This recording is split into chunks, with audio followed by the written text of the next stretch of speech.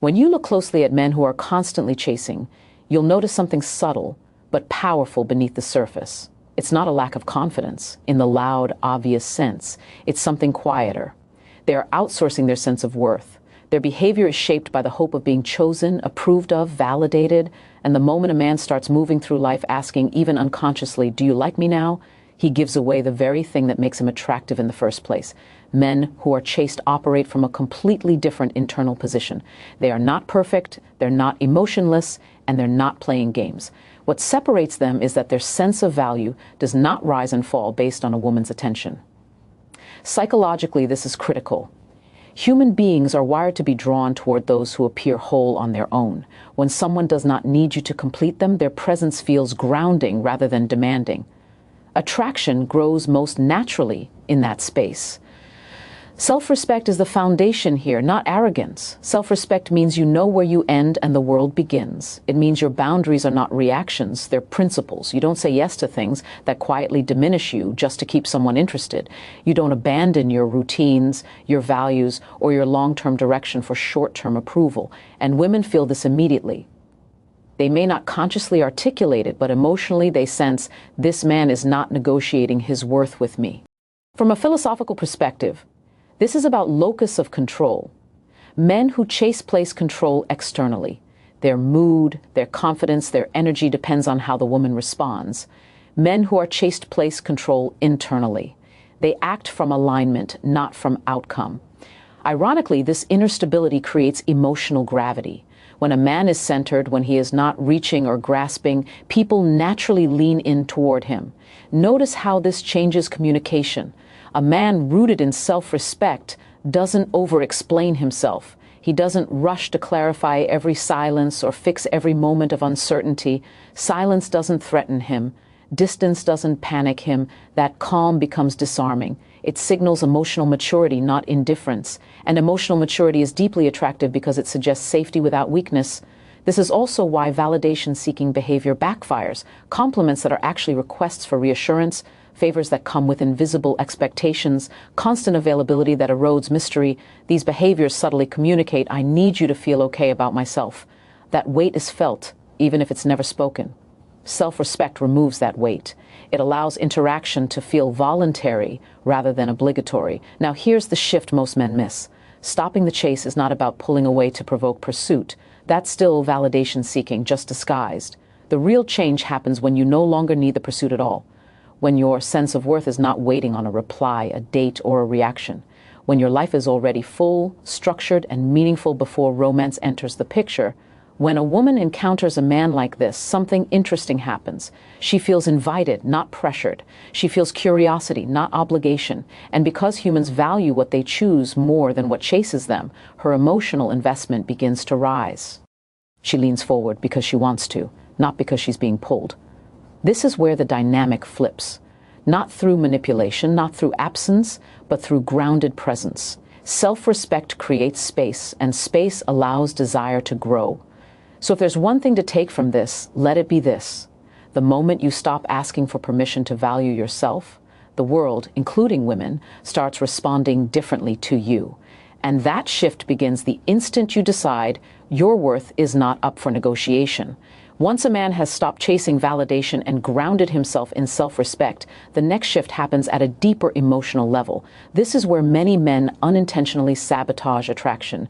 They confuse emotional presence with emotional dependence. And while both may look similar on the surface, listening, caring, being attentive, the psychological impact is completely different. Men who are chased know how to create emotional safety without turning a woman into their emotional anchor.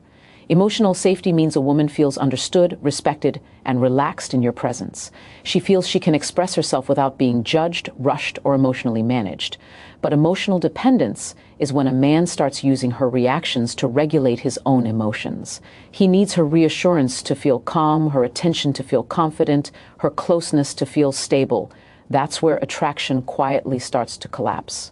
From a psychological standpoint, dependence creates pressure. Even if it's subtle, it's felt. When a man leans on a woman to soothe his insecurities, she senses responsibility rather than desire. The dynamic shifts from attraction to caretaking. and desire cannot thrive where responsibility replaces choice. Men who are chaste avoid this not by being distant, but by being emotionally self-contained. They can listen deeply without needing to be fixed. They can care without clinging. They can show empathy without dissolving their center. This creates a unique experience for a woman. She feels emotionally met, but not emotionally burdened. Think about how rare that is. Most people either shut down emotionally or overinvest emotionally. One creates coldness, the other creates pressure. The man who sits in the middle, present but grounded, stands out immediately. His presence feels calm, his attention feels intentional, and because he isn't trying to extract reassurance, his listening feels genuine rather than strategic.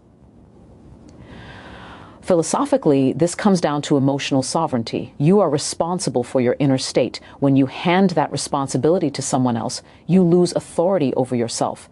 Men who maintain that authority are experienced as stable, and stability is deeply attractive, especially in a world filled with emotional volatility.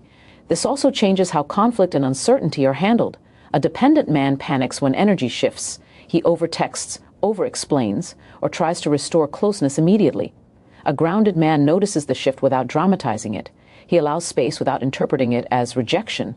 That restraint communicates confidence far more powerfully than reassurance-seeking ever could. Women don't chase men who need to be emotionally rescued. They chase men who feel like a place of rest. Not because those men solve their problems, but because being around them reduces emotional noise. Their calm creates contrast, and contrast creates desire. It's important to understand that this isn't emotional suppression. Men who are chaste still feel deeply. They just don't outsource their emotional regulation. They process their emotions privately, with discipline, or with trusted masculine support systems. When they show up with a woman, they show up clean, present, open, but not bleeding. That's why conversations with these men feel different. There's no hidden agenda, no emotional debt being created, just two adults choosing to engage. That freedom makes connection feel lighter, more exciting, more alive. And when connection feels like a choice rather than an obligation, people naturally lean in. Over time, this dynamic flips the pursuit without force. The woman begins to invest emotionally because it feels safe to do so. She begins to open up, to reach out, to wonder where she stands, not because she's being manipulated, but because she feels drawn into a space where she can relax and still feel desire. So here's the reflection to sit with. If your emotional world collapses when someone pulls away, that's not love, it's dependence. And the moment you learn to stand emotionally on your own, you stop asking women to hold you up, and they start moving toward you on their own.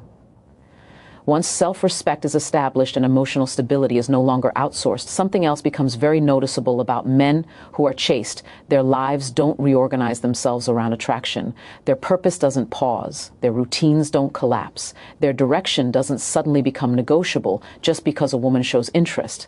And this, more than any tactic, creates a powerful psychological effect.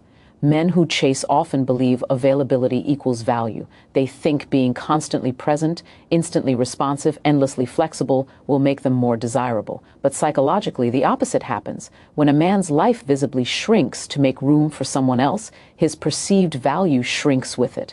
Scarcity isn't created by playing hard to get. It's created by genuinely having something to get back to. Men who are chaste have momentum. Their days are structured. Their goals matter to them whether anyone is watching or not. This signals something fundamental. This man's life is already moving forward, and humans are instinctively drawn to movement. We want to be part of something that's going somewhere, not something waiting to begin. From a psychological standpoint, this activates a principle known as value alignment. When a woman sees that a man's life is full, purpose, discipline, direction, she doesn't feel like she's being asked to give meaning to him. Instead, she feels invited to participate in a life that already has meaning. That distinction is everything. Notice how this changes pursuit dynamics. A man who pauses his gym routine, cancels his work priorities, abandons his personal growth just to be available, sends an unspoken message, I don't have much going on without you. A man who continues living fully sends a different message, my life is valuable and you're welcome in it, but you're not the center of it. One creates pressure, the other creates desire. Philosophically, this is about integrity. Integrity isn't just honesty, it's consistency between who you say you are and how you live. When a man claims ambition but abandons it the moment attraction appears, his words lose weight. When his behavior stays aligned regardless of circumstances, his presence gains authority. And authority, when it's calm and quiet, is magnetic. This doesn't mean emotional unavailability or rigidity. Men who are chaste still make space for connection. They simply don't sacrifice their foundation to do it. They integrate relationships into their life, not replace their life with relationships. That balance communicates maturity. It tells a woman, this man can lead himself. And if a man can lead himself, he's far more capable of leading a relationship. There's also a deeper emotional impact here. When a man's life doesn't revolve around attraction, the woman feels free to choose. She doesn't feel responsible for his happiness. She doesn't feel like stepping back will cause collapse. That freedom paradoxically makes her lean in more, because desire grows best in environments where choice is real. Men often underestimate how attractive it is to be unaffected by fluctuations in attention. When a woman senses that your confidence, focus, and emotional state remains steady, whether she texts quickly or slowly, whether she's close or distant, something shifts inside her. She begins to wonder. She begins to invest, not because you're withholding, but because you're anchored. And that anchoring is rare. Most people are reactive. Their energy rises and falls with external validation. A man whose life continues moving forward, regardless, becomes a reference point. He feels solid, he feels reliable, he feels like someone worth moving toward. So if there's a question to reflect on here, it's this. If attraction disappeared tomorrow, would your life still feel meaningful? The moment the answer becomes yes, you stop chasing attention and you start becoming the kind of man others want to follow, step toward, and stay connected to. Once a man has grounded himself in self-respect, established emotional stability, and maintained a life of purpose and momentum, the next differentiator becomes how he communicates desire. Men who are chaste don't overwhelm with intensity. They don't push, plead, or dramatize. Instead, they express interest calmly, clearly, and without urgency. And this seemingly simple shift is far more magnetic than any pickup line or scripted tactic urgency and communication signals need. It tells a woman, consciously or not, that her attention or response is critical to your emotional state. Even if you phrase it politely, the underlying energy betrays dependence. A man who communicates calmly, on the other hand, conveys confidence. His words are not a tool to manipulate or to coax. They are a reflection of truth. This is what I feel, this is what I think, and I can be fully myself regardless of your response. Psychologically, humans are drawn to clarity paired with calmness. When someone communicates without tension or expectation, it creates an environment of emotional safety.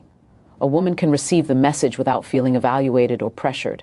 She can engage voluntarily, rather than feeling compelled to respond in order to preserve your attention or approval. That voluntary engagement is the core of attraction, because desire cannot flourish in a pressured space. Notice the difference in tone. Urgent men overtext, repeat themselves, or attempt to accelerate connection. Men who are chaste may express interest in a single message, a meaningful gesture, or a carefully chosen comment. They allow pauses, they honor timing. They let curiosity, emotional momentum, and natural attraction do the work instead of forcing it.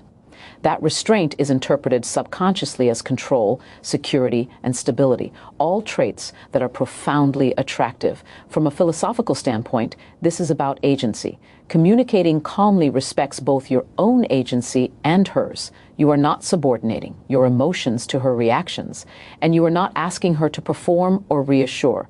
You are simply present in your own truth. That presence carries far more weight than words filled with desperation, flattery, or artificial intensity ever could.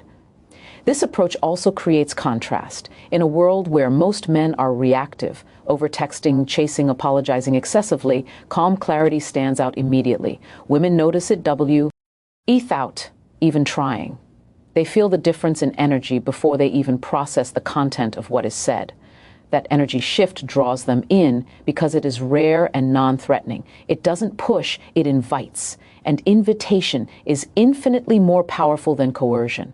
There's also a practical effect on how interactions evolve. When desire is communicated calmly, a woman is free to mirror interest at her own pace. She can reflect, reciprocate, or escalate emotionally without guilt, obligation, or fear of judgment.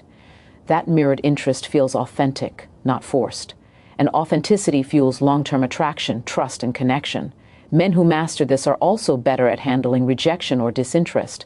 Calm communication removes drama from the interaction.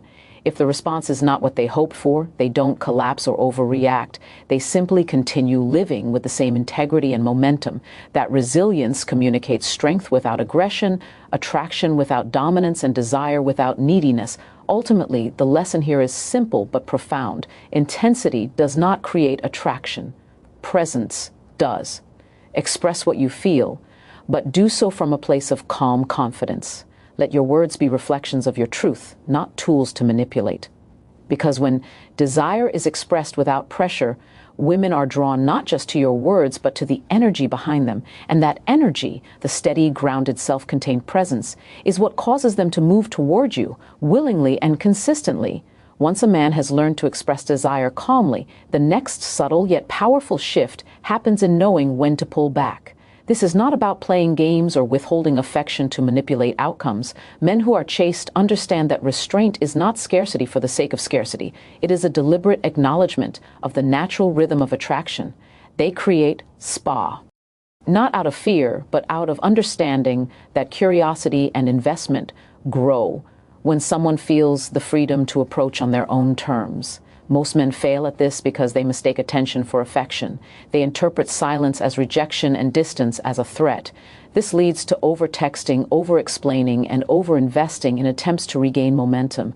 The psychological problem is that neediness is often disguised as interest. Women sense this immediately. Neediness creates subtle pressure, and pressure triggers resistance. No amount of charm, flattery, or intensity can overcome it. Men who are chaste, on the other hand, recognize that attraction is a dynamic, not a static transaction. They know that giving space can paradoxically increase attention. By stepping back at the right moments, they allow the woman to feel the natural pull of curiosity and emotional investment. This is rooted in the psychology of scarcity, not the artificial kind where attention is withheld manipulatively, but the organic kind that emerges when a man's life, boundaries, and priorities are respected and maintained. This approach works because it flips the energy of pursuit. When a woman senses that you are not chasing her, she is compelled to step forward if she is interested. Humans are wired to respond to authenticity and independence. A man who is centered, whose life continues regardless of immediate attention, creates a contrast against the sea of men who overreact or overextend. This contrast is magnetic. It signals value, stability, and emotional maturity, all of which are deeply attractive traits. Philosophically, this principle is about honoring boundaries, both hers and yours. By pulling back thoughtfully, you communicate that your time, energy, and emotional presence are not commodities to be given away lightly. You are present when it matters, but you are not available at every whim. That integrity sends a clear message. You are a man of standards, and you move through life with purpose. This, more than any line or tactic, makes women feel drawn to engage on their own initiative. It's also about controlling your internal narrative. Men who are chaste do not spin stories of doubt, insecurity, or imagined rejection when space is given. They remain grounded, trusting the process of natural attraction. Their confidence does not depend on constant feedback. This internal mastery amplifies external perception. Women sense that this man does not need to chase, does not need to prove himself, and therefore must be worth chasing. Timing is key. Pulling back too early may appear disinterest. Pulling back too late may appear desperation. The men who are chaste calibrate this instinctively through self-awareness and observation, not through rigid rules. They read energy, context, and emotional cues, allowing the natural flow of interaction to guide them. This creates an elegant rhythm where pursuit and presence feel effortless rather than forced. Over time, this practice builds a pattern of attraction that is self-sustaining. Women invest emotionally not because they are pressured to, but because the environment encourages authentic curiosity and engagement.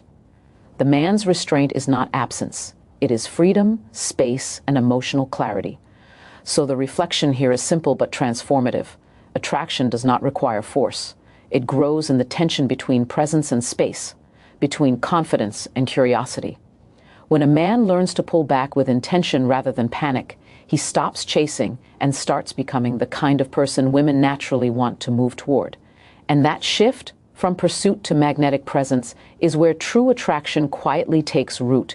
The final and perhaps most profound element that separates men who are chaste for men who chase is the ability to lead with standards rather than fear of loss. This is a subtle but transformative distinction. Many men, even those who appear confident on the surface, operate from an underlying fear that if they maintain boundaries, if they stay true to their values, or if they refuse to compromise, they might lose the woman they desire. That fear creates compromise disguised as accommodation, and desire is rarely nurtured in spaces built on compromise driven by fear. Men who are chaste understand that attraction grows in alignment, not in desperation. They lead with clear standards, the way they expect to be treated, the values they honor, and the boundaries they will not cross.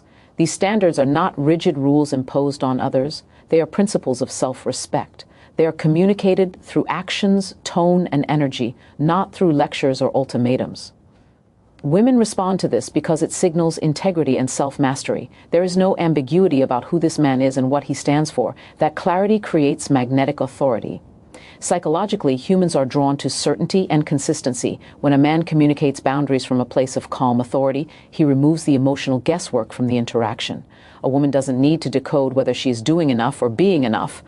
She can simply choose to engage authentically or not. That freedom, ironically, intensifies her desire. Attraction is rarely cultivated through anxiety or negotiation. It grows where respect and clarity intersect. Leading with standards also changes the dynamic of pursuit. A man who fears lost chases, he bends, adjusts, and overextends to prevent perceived departure. A man who leads with standards communicates that his engagement is contingent on alignment with his values, not on appeasement or temporary approval. This subtle shift creates a polarity. He is emotionally sovereign, and the woman is free to step forward if she is genuinely aligned.